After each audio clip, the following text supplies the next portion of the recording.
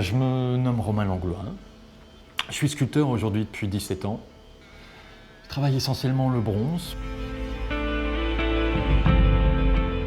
Pendant 12 ans, j'ai appris comme le ferait un maître en calligraphie, c'est-à-dire à apprendre les bases. Et pour moi, les bases de la sculpture, c'était à apprendre les corps, à apprendre les expressions, à apprendre toutes les techniques qui sont propres à ce métier, que ce soit du modelage en terre, du bronze, du granit, du quartz, même parfois au bois. Donc apprendre, apprendre, apprendre et apprendre. Ça fait 5 ans, 6 ans aujourd'hui que j'exploite toute ma liberté, toute cette liberté de créer et aussi cette responsabilité au sein du sujet qui me tient particulièrement à cœur, qui est l'avènement de l'ère anthropocène. Cette ère anthropocène, qu'est-ce qu'elle définit?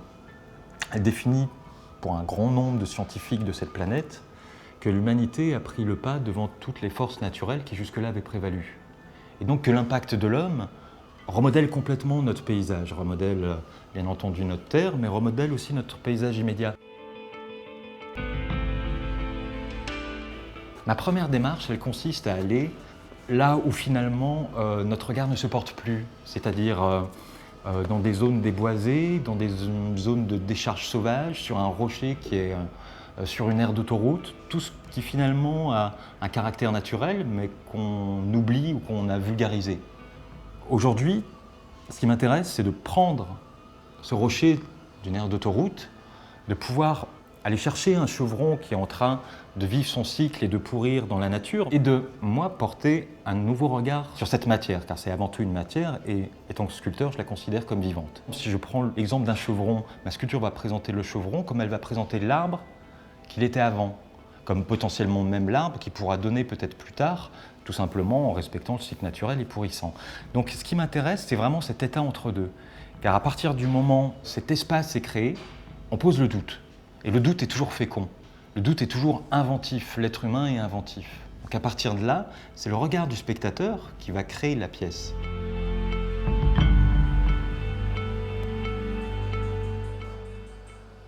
Attraction de l'espace, c'est ni plus ni moins qu'un rocher de bord d'autoroute. Alors ça peut paraître saugrenu, mais moi ce qui m'intéressait dans ce rocher, c'est il est dans un environnement dans lequel finalement plus personne ne le voit, et on lui a soustrait toute vie à ce rocher. Ce qui m'intéressait, moi, c'est de dire non, au contraire, ce rocher a une forme de vie, est en vie. Le fait que le bronze soit poli renvoie à quelque chose de très solaire. On a l'impression que c'est du magma qui est en train de se mettre en forme. Donc finalement, l'idée était simplement de briser la roche pour nous permettre de voir ce qu'il y a à l'intérieur. Les bronzes aujourd'hui que j'utilise sont des bronzes au silicium qui sont capables de durer potentiellement 10 000 ans. Donc le fait de montrer un chevron, un arbre, de l'extraire de son cycle naturel et de le placer dans une autre temporalité qui est celle du bronze, c'est un peu lui donner une capsule hermétique face au temps. Et c'est l'arrêter dans la temporalité qu'on a choisie. Ce qui compte pour moi, c'est beaucoup plus l'interaction que le public va avoir avec la sculpture que la sculpture en elle-même. Je crois que c'est ça ce que j'aime dans ma pratique.